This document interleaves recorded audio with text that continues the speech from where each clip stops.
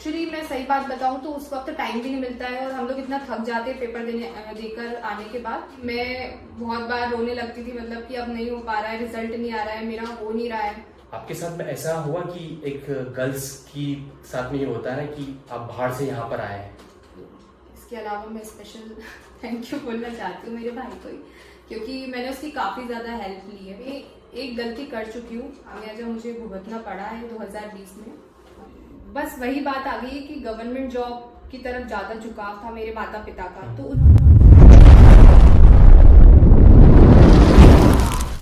Hi everyone, एक बार फिर से स्वागत है आपका हमारे चैनल में। मैं कुमार अर्जुन यादव आपका एक बार फिर से स्वागत करता हूं। जैसा कि आपको पता है कि हमारे द्वारा टॉपर्स टॉप का सीरीज चल रहा है।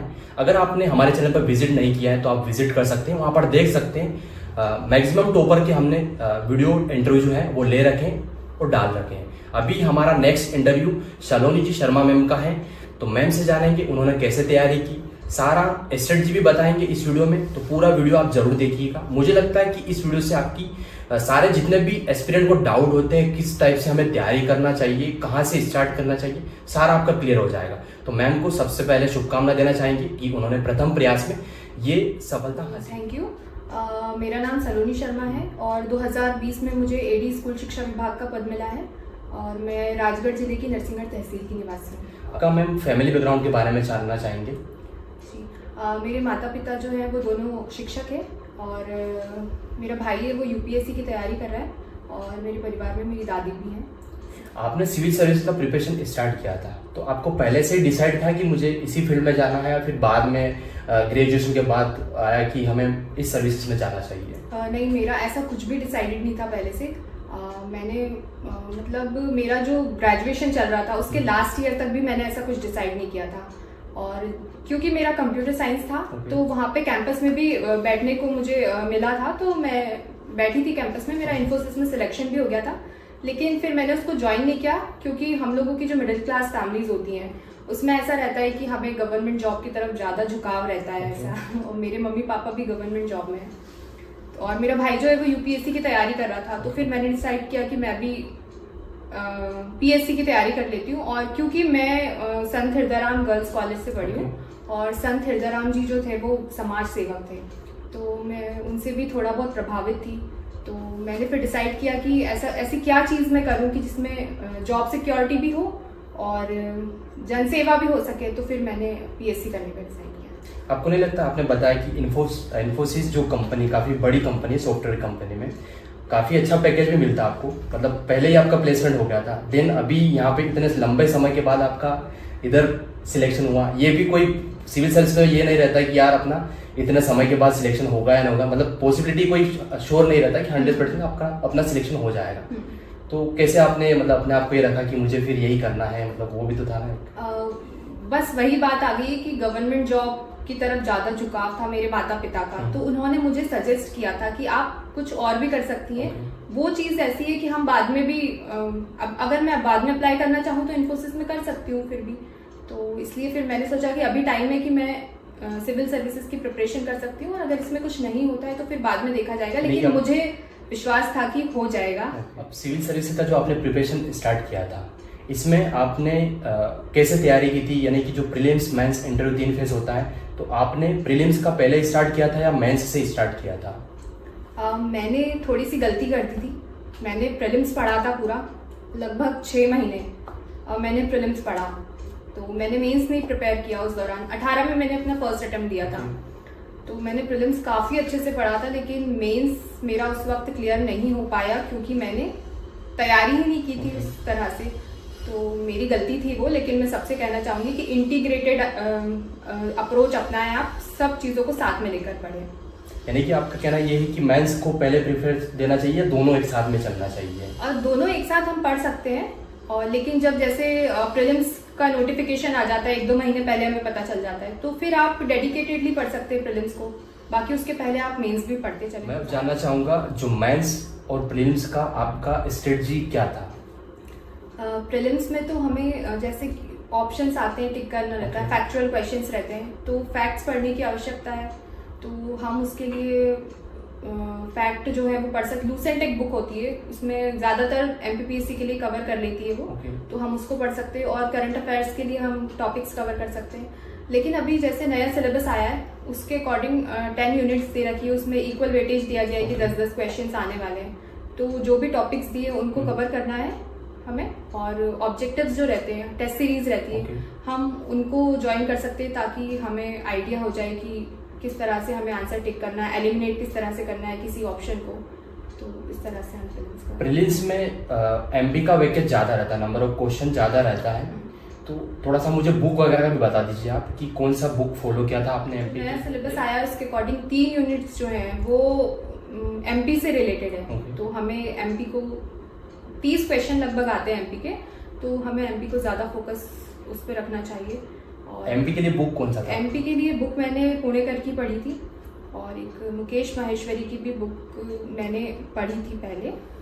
ये 2 बुक लगभग MP का जो बुक है कितनी बार रीड किया होगा आपने अभी तक? ये तो मुझे नहीं पता है कि कितनी बार रीड कर लिया होगा, लेकिन 15-20 बार तो लगभग अच्छा हो गया होगा। मतलब अब तो ये ध्यान आ गया होगा कि इस पेज पे ये लिखा होगा। हाँ, ऐसा कुछ? हाँ, मतलब मेरे साथ होता है ऐसा कि मैं जब आंख बंद करती हूँ तो मुझे वो पेज दिखता है कि हाँ ये यहाँ पे लिखा हुआ है। तो इतनी आदत हो गई अब, क्योंकि 18 से 23 हो गया है अभी तक, तो काफी टाइम पढ़ लिया। यूनिट 9, 10 और 7 के लिए कौन से सोर्स से पढ़ा आपने? 7th है साइंस एंड टेक्नोलॉजी है ना। साइंस एंड टेक्नोलॉजी के लिए लूसेंट है एक तो, है ना। और टेक्नोलॉजी जो है वो करंट अफेयर से ही कवर की थी मैंने उसको तो। और 9th ICT है। ICT yes. ये मैंने निर्माण IAS की बुक, क्योंकि 20 में जब दिया था मैंने तब निर्माण IAS के सोर्सेज ही अवेलेबल थे, वही बुक्स अवेलेबल थी। उस वक्त इतना ज्यादा मार्केट में आया नहीं था, तो मैंने उस वक्त वो पढ़ी थी। ठीक है। और 10 वाली के लिए भी? यूनिट 10 के लिए भी निर्माण। मेंस में बात करते हैं। मेंस में पेपर 1 से लगा के 6 तक कुछ सोर्सेज भी बता दीजिए जो मैंने कॉमन रहते हैं वो। And then answer writing answer writing में काफ़ी एस्पिरेंट को दिक्कत आता है। कब स्टार्ट करना चाहिए हमें? पहले पढ़ लेना चाहिए उसके बाद आंसर राइटिंग करना चाहिए? इसमें जो है हिस्ट्री, फर्स्ट पेपर में हिस्ट्री रहती है और ज्योग्राफी रहती है। तो हिस्ट्री जो है मैंने एंशिएंट और मेडिवल जो है वो तमिलनाडु बोर्ड की जो रहती है हिस्ट्री, उससे कवर किया था। बाकी मॉडर्न जो है वो स्पेक्ट्रम से किया है मैंने। और उसमें एक नई यूनिट जुड़ी हुई है अभी, डायनास्टीज की जुड़ी हुई है। तो वो मैंने, जैसा कि मैंने आपको बताया कि न्यू सिलेबस था, तो मैंने निर्माण से ही कवर किया था उस वक्त, क्योंकि उस वक्त सोर्सेज अवेलेबल नहीं थे। तो मैंने उससे जैसा तैसे मुझसे पढ़ा गया, मैंने बस उसी से पढ़ लिया, बुक में टिक लगा के, क्योंकि नोट्स बनाने का भी टाइम नहीं था उस वक्त मेरे पास। तो वो मैंने उससे किया था। बाकी ज्योग्राफी का जो है वो मेरे कुछ कोचिंग्स के नोट हैं, उससे किया था। और मेरा जो भाई है वो UPSC की तैयारी कर रहा है, तो मैंने उसकी हेल्प ली थी, है ना। और पॉलिटी लक्ष्मीकांत से ही की है। गवर्नेंस के लिए भी मैंने कोचिंग के जो कुछ नोट्स थे मेरे, उनसे पढ़ा था। बाकी इकोनॉमिक्स के मैंने 19 के लिए नोट्स बनाए थे, तो जो टॉपिक्स मुझे इसमें कॉमन थे वो मैंने उससे ले लिया, उसी से पढ़ा अपने नोट्स से। और जो बाकी की चीज़ें थी, कुछ एक्स्ट्रा टॉपिक्स, जो फिर वही मैंने जो निर्माण की बुक्स ली थी उसमें से पढ़ा। कुछ मुझे थर्ड पेपर के बारे में अप्रोच बताइए, क्योंकि थर्ड पेपर जो रहता है मैन डिसाइड वही करता है सिलेक्शन के लिए। हाँ, थर्ड पेपर की जो साइंस वाला जो पोर्शन है वो तो मैंने NCERT से कवर कर लिया था, वो मैंने 19 में भी पढ़ी थी, तो अभी मुझे इतनी ज़्यादा दिक्कत नहीं आई उसमें, मैंने उससे कवर कर लिया। बाकी लूसेंट से भी अपन देख सकते हैं कुछ, अगर हेल्प मिल जाती है तो कुछ टॉपिक्स की। इसके अलावा जो एनर्जी और एनवायरनमेंट ये वाला जो सेक्शन है, जियोलॉजी वाला सेक्शन है, तो ये मैंने अपने नोट्स से किया था। निबंध वगैरह जो होता है वो कैसे पढ़ा था आपने? निबंध मैंने ऐसे कुछ अलग से तैयारी नहीं की निबंध की। हिंदी की भी मैंने ऐसे कुछ अलग से तैयारी नहीं की, हिंदी और निबंध की, क्योंकि मेरा 5th क्लास तक लगभग हिंदी मीडियम रहा है, तो मेरी हिंदी ठीक है, ठीक ठाक है। इंग्लिश मीडियम होगा? उसके बाद इंग्लिश मीडियम हुआ है मेरा, तो मेरी हिंदी ठीक ठाक है। तो मैं निबंध जो है वो मैं वहीं पे मैनेज कर लेती थी, तो मैंने उसके लिए कुछ अलग से प्रिपरेशन नहीं की, क्योंकि जैसा कि मैंने आपको बताया कि 40 डेज थे, तो मैं उसमें अलग से प्रिपरेशन करने का टाइम ही नहीं था मेरे पास। तो आंसर राइटिंग का आपने कब से आंसर राइटिंग स्टार्ट किया था?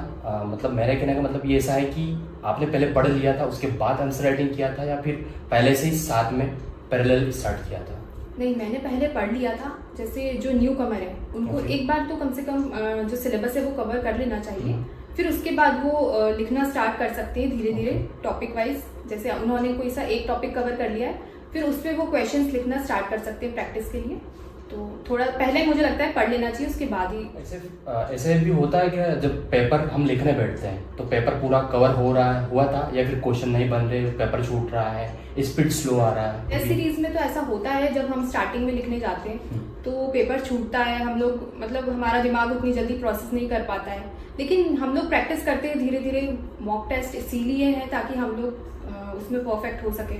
तो धीरे धीरे हमारी प्रैक्टिस हो जाती है और हम उस लेवल पे आ जाते हैं कि पेपर भी कंप्लीट हो जाता है और पेज वगैरह भी ऐसा कुछ छूटता नहीं है। यानी कि मैनेज हो जाता है अगर आप प्रैक्टिस कर रहे हैं। हाँ, मैनेज हो जाता है प्रैक्टिस करते हैं तो। आपने तैयारी के दौरान कितने इंस्टीट्यूट में टेस्ट ज्वाइन किया था?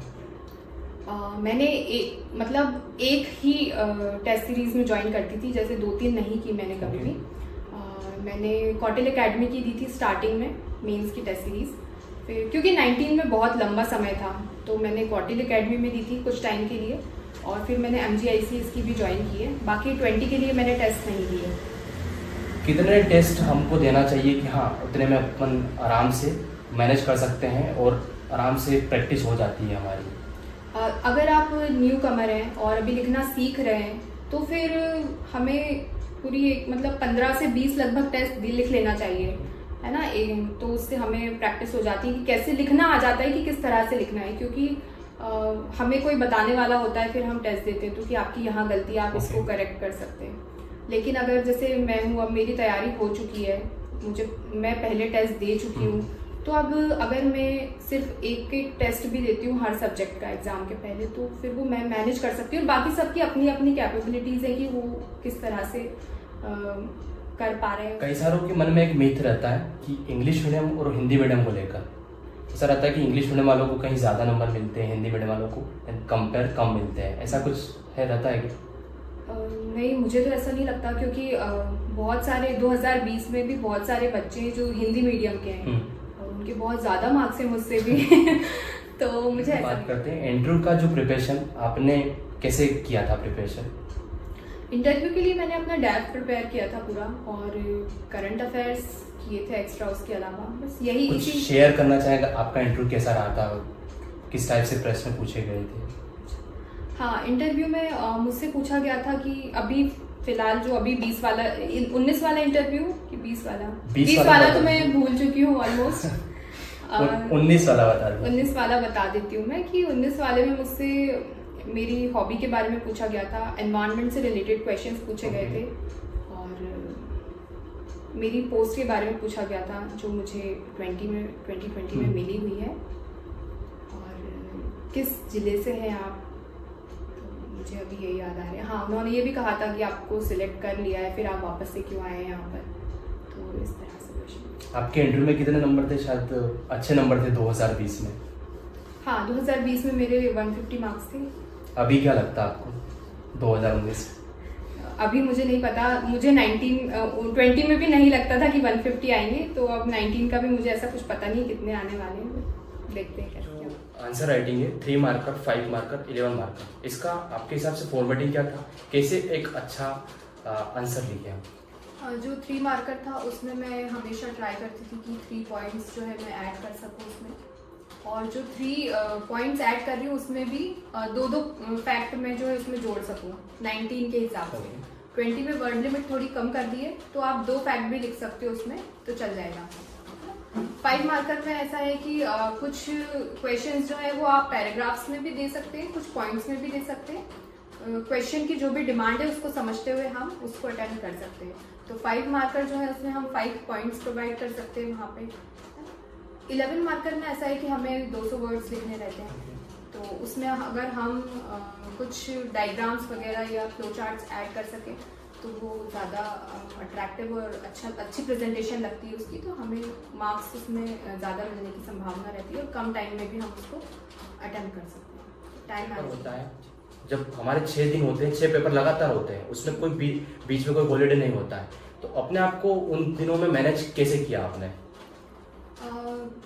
6 पेपर्स रहते हैं, तो जो पहला पेपर रहता है उसके लिए मैं आगे के 7 दिन या 8 दिन लगभग बचा के रखती थी, एग्जाम के जस्ट 7-8 दिन पहले।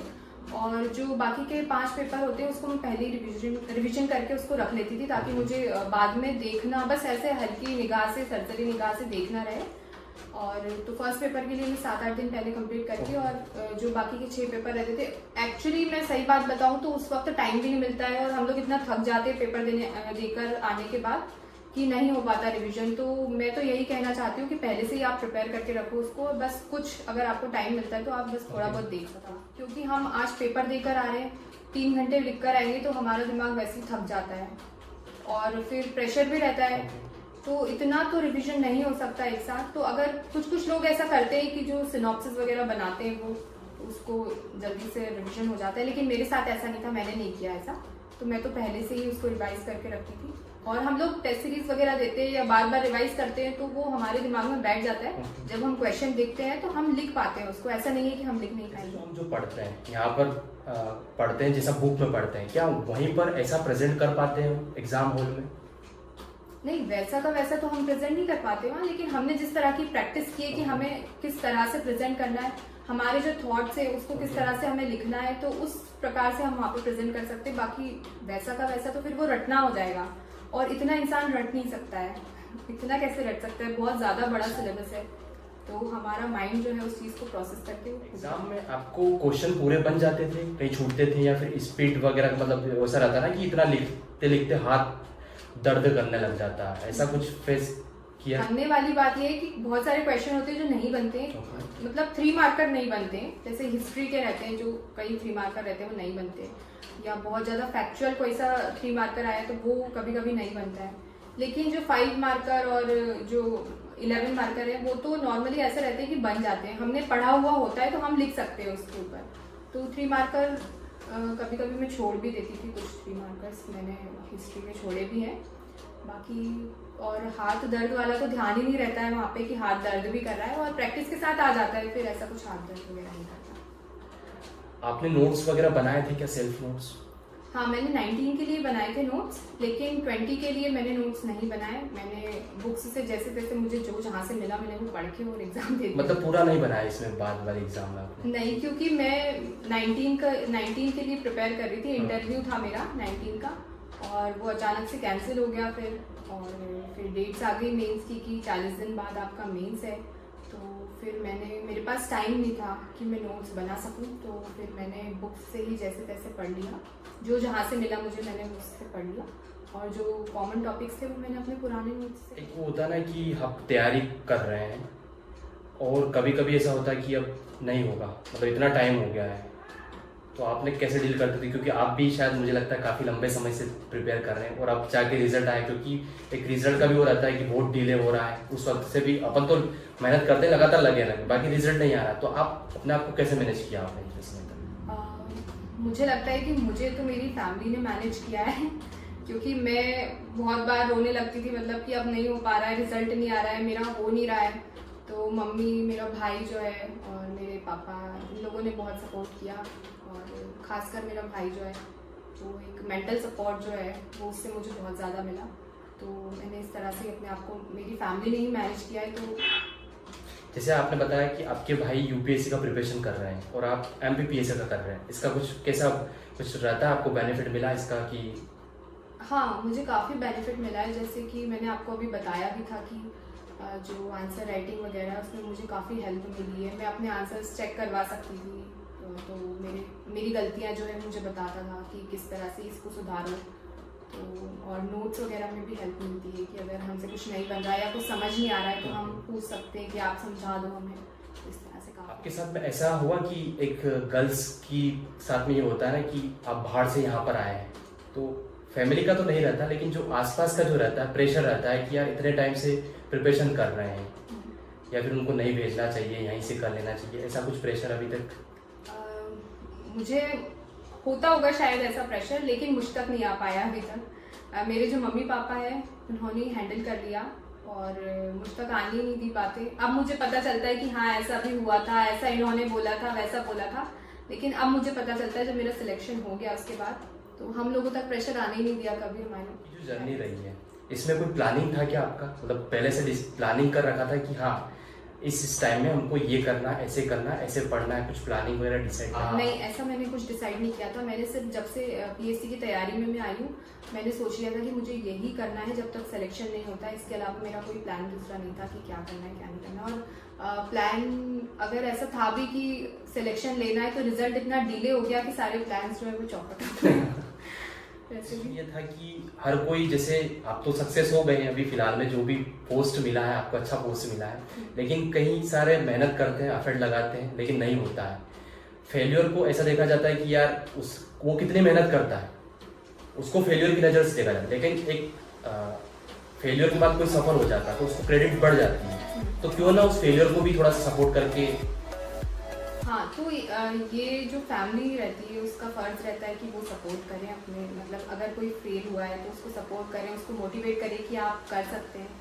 तो मुझे लगता है कि फैमिली की जिम्मेदारी ज़्यादा होती है इस चीज़ में कि उनको सपोर्ट करना चाहिए। क्योंकि अगर जैसे मैं हूँ, मेरा भी 18 में मेंस क्लियर नहीं हुआ था तो मुझे भी काफ़ी डिमोटिवेशन हुआ था। लेकिन जो मेरी फैमिली है, मेरा भाई है, उन्होंने मुझ पर विश्वास किया कि हाँ तुम कर लोगी, वापस से अपनी जो गलतियां हैं उसको देखो, उसको सुधारो, उस पर काम करो। तो फिर मुझे सक्सेसफुल हुई मैं उसके बाद। तो मुझे लगता है कि फैमिली का बहुत इंपॉर्टेंट रोल रहता है इस चीज़ में। आपकी जो इंदौर की लाइफ है उसके बारे में कुछ शेयर करना चाहेंगे, कैसी क्या रही आपकी इंदौर की लाइफ? मेरी इंदौर की लाइफ ये ये घर ही है, बस ये रूम्स हैं। और मैं ज़्यादा सोशल नहीं हूँ, मेरा मतलब मैं थोड़ा इंट्रोवर्ट टाइप हूँ। तो मेरी ज़्यादा ऐसी फ्रेंडशिप वगैरह भी नहीं है कि मैं बहुत घूम रही हूँ या फिर रही हूँ, ऐसा कुछ नहीं। मेरे गिने चुने दोस्त हैं, तो मुझे जब भी बुरा लगता था तो मैं उन लोगों से बातचीत कर लेती थी, उनके पास चली जाती थी। बाकी ऐसा घूमना फिरना और ऐसा कुछ एक्स्ट्रा नहीं है मेरी। आपको लगता है जैसे आप नहीं घूमे, जो लोग घूमते हैं, मतलब पढ़ाई के साथ साथ में कुछ डिसएडवांटेज भी होते हैं क्या इसके, अगर घूमना फिरना चलता रहता है कहीं? नहीं, ऐसा कुछ नहीं है। बहुत सारे लोग रहते हैं जो घूमने फिरने से उनको मतलब थोड़ा सा वो एनर्जेटिक फील करते हैं या थोड़ा स्ट्रेस उनका जो है वो उससे रिलीज हो जाता है घूमने फिरने से, दोस्तों से मिलने से। तो मुझे नहीं लगता कि ऐसा कुछ डिसएडवांटेज होता होगा। लेकिन अगर वो गलत तरीके से उसका इस्तेमाल कर, मतलब गलत डायरेक्शन में जा रहे हैं तो फिर डिसएडवांटेज है। लेकिन ऐसे घूमने फिरने से मुझे नहीं लगता। आपका प्लान क्या है अब आगे, क्या प्लान रहेगा आपका? अभी फ़िलहाल तो मेरा 22 का मेंस है, तो मैं उसको तैयार करूँगी क्योंकि डेप्यूटी कलेक्टर के लिए मैं ऑब्वियसली प्रयास करूँगी।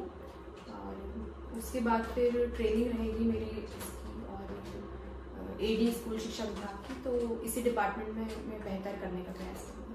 जब आप फर्स्ट डे ऑफिस में जाएंगे उस दिन क्या करना चाहेंगे फर्स्ट डे आप? फर्स्ट डे तो मैं यही देखूंगी, ऑफिस में जाऊंगी तो वहाँ की उस लोग जो है उनसे इंट्रोड्यूस होंगी कि कैसे कौन कौन है मेरे साथ, कौन टीम है जो काम करने वाली है। फिर उसके बाद वहाँ की जो समस्याएं हैं उसके बारे में उनसे डिस्कस करूँगी, वहाँ क्या पोटेंशियल है उसके बारे में डिस्कस करूँगी। और फिर आगे की जो भी प्लानिंग रहती है सब मिलजुल कर कि किस तरह से हम हमारा जो भी एरिया है या हमारी जो फील्ड है उसमें किस तरह से बेटर कर सकते हैं। यहाँ तक आपका सिलेक्शन हो चुका है, तो इस सफलता में सबसे बड़ा क्रेडिट किसको देना चाहेंगे आप? सबसे बड़ा क्रेडिट ऐसे मैं इंडिविजुअल को तो नहीं दे सकती हूँ, क्योंकि कोई भी अगर सफल होता है तो उसके पीछे बहुत सारे लोग होते हैं कहीं ना कहीं, मतलब लेकिन अगर मैं मेरे आसपास के लोगों को ही देखूं तो मैं अपने माता पिता को, मेरे भाई को और मेरे कुछ फ्रेंड्स हैं जिन्होंने मुझे सपोर्ट किया, मोटिवेट किया। और इसके अलावा मैं स्पेशल थैंक यू बोलना चाहती हूँ मेरे भाई को ही, क्योंकि मैंने उसकी काफ़ी ज़्यादा हेल्प ली है। तो एस्पिरेंट इस वीडियो को देख रहे हैं या जो तैयारी कर रहे हैं उनके लिए आपका क्या मैसेज है? उनके लिए मैं यही कहूँगी कि आप लोग सही डायरेक्शन में मेहनत करें, क्योंकि मैं एक गलती कर चुकी हूँ 2018 में कि मैंने मेहनत काफ़ी की थी लेकिन सही डायरेक्शन में नहीं की थी। तो मैं सभी से हमेशा यही बोल रही हूँ कि आप लोग सही डायरेक्शन में मेहनत करें ताकि वो उसका रिजल्ट भी निकलेगा। नहीं तो फिर ऐसे ही अंधाधुंध मेहनत करने से रिजल्ट नहीं निकलता है, क्योंकि कंपटीशन बहुत ज़्यादा है। तो सही डायरेक्शन में मेहनत करें, मैं यही कहूँगी। आपने बोला कि आपने गलती की थी, इसको छोड़कर सिविल सर्विसेज के दौरान और कौन कौन सी आपसे गलतियां हुई हैं, ताकि जो एस्पिरेंट देख रहे हैं वो इस गलती को ना करें, इसके अलावा जो आपने बताया? इसके अलावा तो मुझसे प्रिपरेशन में तो कोई गलती नहीं हुई ऐसी। हाँ, एक और गलती हुई है मुझसे कि 2020 का जो मैंने प्रीलिम्स दिया था उसमें मेरे काफ़ी अच्छे मार्क्स थे, 73 मार्क्स थे और कट ऑफ 70 गया था। और मुझे जब मैं पेपर देकर आई थी मुझे तभी पता चल गया था कि ये हाई मार्क्स है, इतना कट ऑफ नहीं जाने वाला, मेरा सिलेक्शन हो जाएगा। लेकिन फिर भी मैंने 2020 की मेंस की तैयारी नहीं की और मैं 19 पर डिपेंड थी कि उसका रिजल्ट का वेट कर रही थी मैं, तो जिसका खामियाजा मुझे भुगतना पड़ा है 2020 में। मेंस में थोड़े कम मार्क्स हैं मेरे, इसकी वजह से मैं डीसी से चूक गई हूँ। तो मैं यही कहूँगी कि ऐसा नहीं है कि मतलब जो काम हो गया है उसको छोड़े और आगे का देखना भी शुरू करें, उसके पीछे उस पर डिपेंड ना रहें। जैसा मैं 19 पे डिपेंड थी कि हाँ उस पे उसका वेट करना है, मुझे 20 की तैयारी शुरू कर देना चाहिए था। तो हमें आगे का देखना है, पीछे का नहीं देखना है, यही कहना। प्रिपरेशन जो सिविल सर्विस का किया आपने, एमपीपीएससी का किया, इसके साथ में आपने ऐसा भी ट्राई किया कि और भी जो एग्जाम चल रहे हैं, व्यापम के चल रहे हैं, वो भी ट्राई किए थे क्या, वो भी दिए थे क्या? नहीं, मैंने किसी एग्जाम के बारे में सोचा भी नहीं। मैंने एग्जाम दिया था, पटवारी का एग्जाम दिया था, क्योंकि मैंने इसलिए दिया था क्योंकि उस वक्त पीएससी का कुछ एग्जाम था नहीं, तो बस ऐसे ही कि थोड़ा सा फ्लो बना रहेगा अपना। बाकी मैंने तैयारी उसकी बिल्कुल भी नहीं की थी। तो और बाकी एग्जाम्स अगर कोई पीएससी का प्रिपरेशन कर रहा है, कोई सा भी एग्जाम हो, तो उसके साथ में मल्टी जो एग्जामिनेशन होती हैं वो उसमें भी डाइवर्ट हो जाते हैं, तो क्या आपको लगता है कि इसके साथ में अदर एग्जाम भी ट्राई करना चाहिए? नहीं, मैं तो सजेस्ट करूंगी कि आप लोग बिल्कुल भी डाइवर्ट ना हो। जिस चीज़ पर अगर आप एमपीपीएससी कर रहे हैं तो एमपीपीएससी पर ही फोकस करें, तभी सफलता मिलती है हमें। कुछ लोग होते हैं जो मैनेज कर लेते हैं, लेकिन मुझसे तो मैनेज नहीं होता और मैं यही सजेस्ट करूंगी कि ना करें डाइवर्ट। ओके, थैंक यू, काफ़ी अच्छा लगा आपसे मिलके और काफ़ी अच्छे से आपने एक्सप्लेन किया। मुझे लगता है जो भी व्यूअर्स या जो भी एस्पिरेंट इस वीडियो को देख रहे हैं उन्हें कहीं ना कहीं इससे फ़ायदा मिलेगा ज़रूर। ये वीडियो कैसा लगा आपको कमेंट करके ज़रूर बताएं। साथ ही साथ और कोई से भी हमें जो नेक्स्ट इंटरव्यू हमारा होगा वो भी कमेंट करके बता दीजिए आप किनका लेना चाहिए हमें इंटरव्यू। और आपको और भी कोई क्वेश्चन लग रहा है कि हाँ हमें ये भी क्वेश्चन करना चाहिए, तो हम नेक्स्ट इंटरव्यू में वो भी कवर करेंगे। अगर आप चैनल पर नए हो तो चैनल को सब्सक्राइब कर लीजिए, साथ ही साथ वीडियो को लाइक कर लीजिए। Thank you.